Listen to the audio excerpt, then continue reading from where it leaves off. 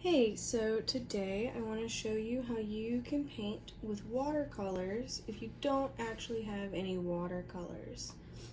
So what we're going to be doing is we're going to be using these Icing colors by Wilton, along with a couple of other colors, so we'll have a variety also from Wilton. Now these are all gel colors, meaning when they come out they're not going to be liquid. They're going to be a bit more of a gel consistency, but we will have a variety of colors to work from. So when you get them, they all have these foil caps. Some of them I've already poked holes in, because I did use these to cook with at some point. Now what you want to do is if you're planning on cooking with these, then you don't want to do this by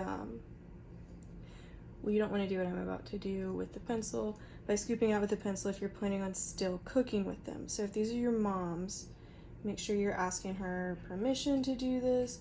If you are planning on cooking, then just use like a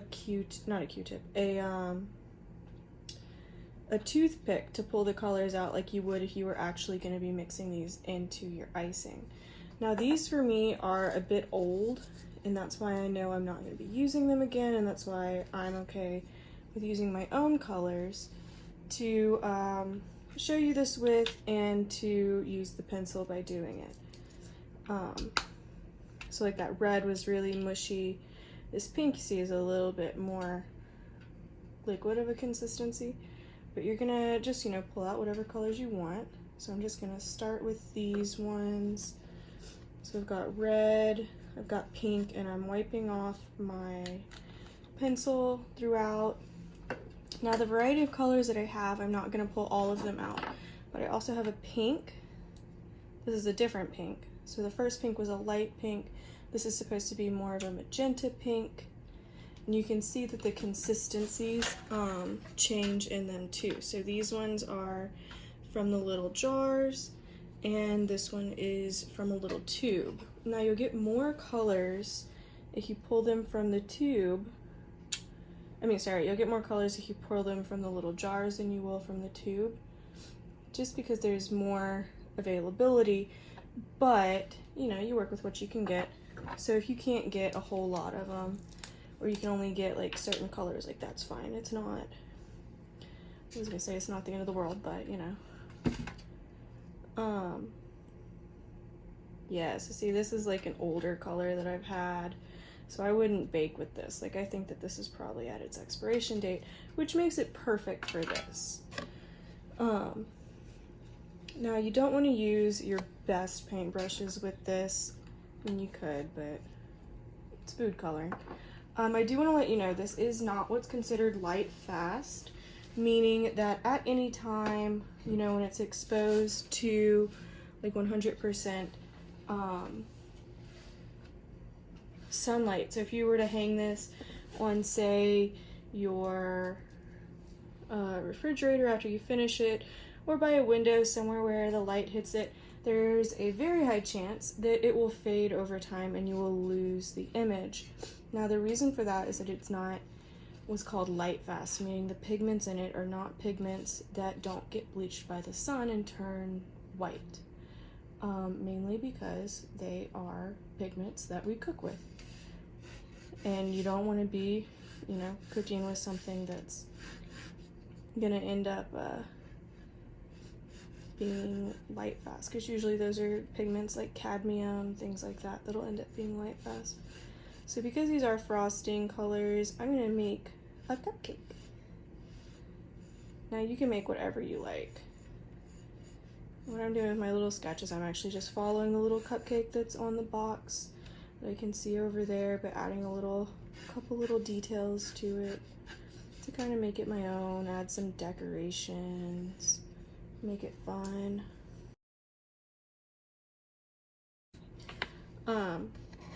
So I'm just going to use one paintbrush. So here's where this is a lot like watercolors, in that we're going to have to water these pigments down. So like this brown, if I want to make it more of a color I would have for a cupcake or a cake, then I'm going to start adding the water to it.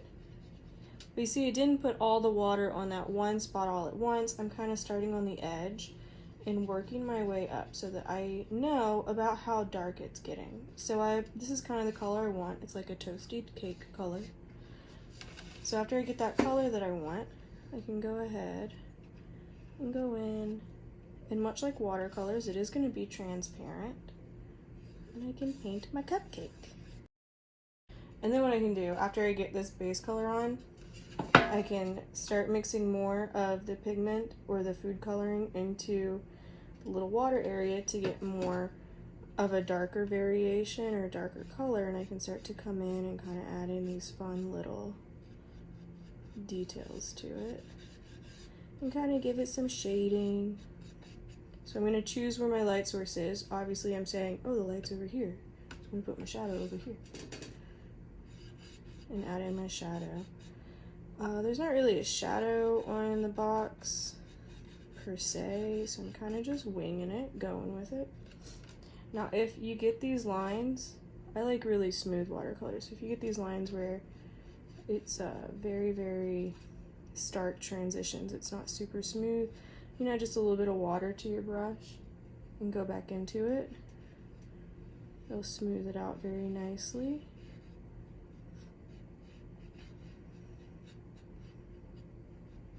Woo!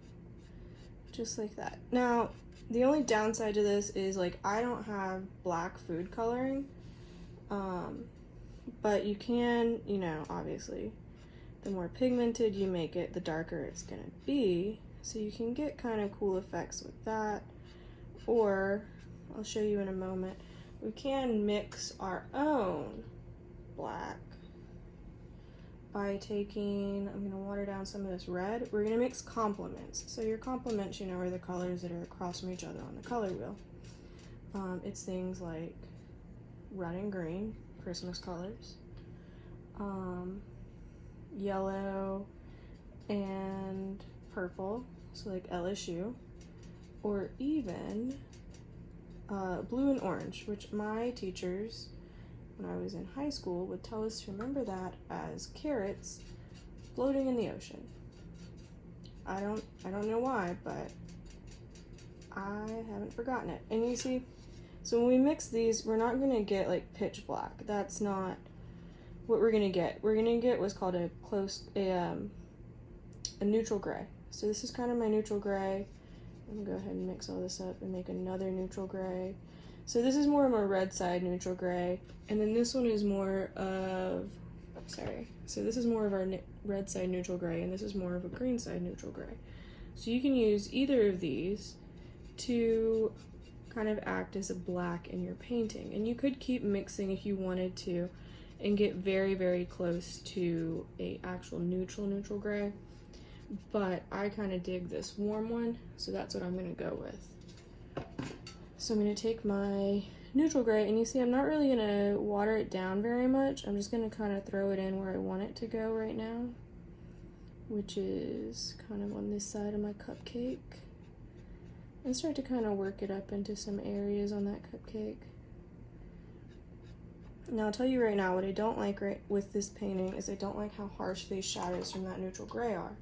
So, same as when I showed you earlier with that blending, I'm going to wash my brush off where it only has water on it, and then I'm going to come in and start to blend this out a bit. And you'll see it will start to blend in and kind of reactivate those colors underneath it, much like watercolors will do. And we can start to make this cupcake. Now what's really interesting is you can see in here that the green that we mixed into that red is actually starting to kind of separate from it, and it's giving us kind of a green cast, which is kind of cool. You'll see this in a lot of painting pigments will do this. A lot of professional watercolors will do this, where they'll kind of separate if it's a multi-pigment color, meaning we've used more than one color to make that color.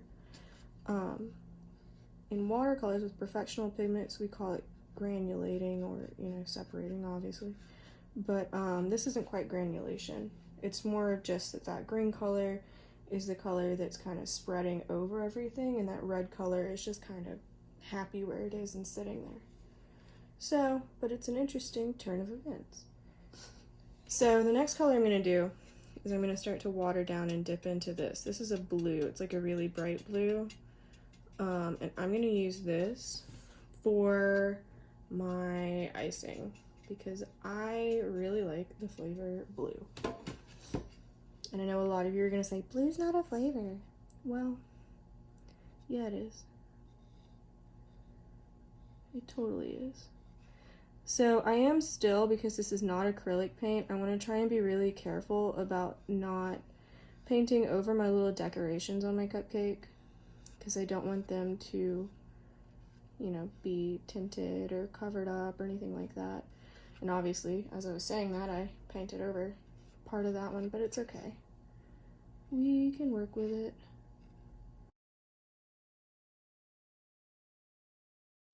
Alright, so I've got my base tone down. Actually, this looks like a really tasty cupcake.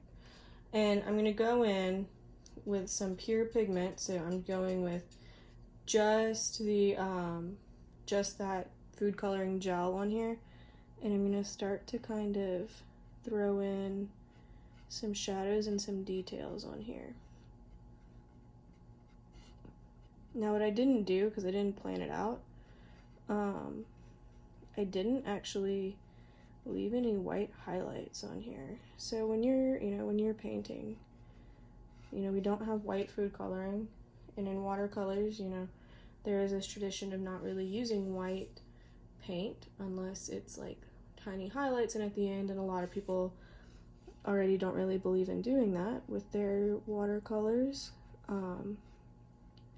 You can, you want to kind of plan out and say, this is where I'm going to have little highlights.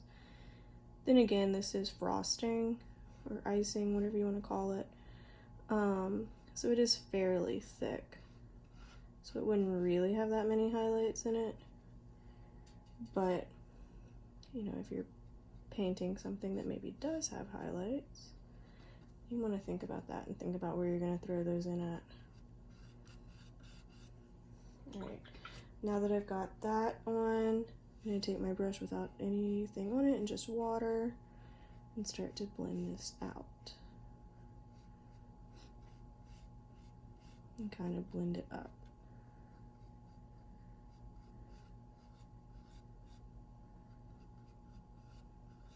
Woo!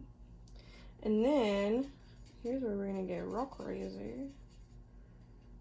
I think we're going to use some of this neutral gray and throw that in here in some areas.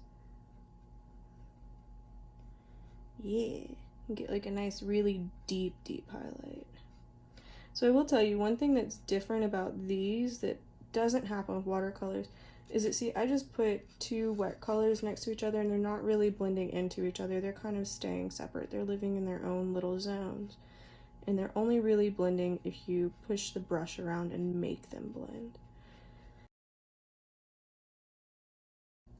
I'm going to get a smaller brush and I'm going to start to do my little doo-doo-doos, my little fun areas.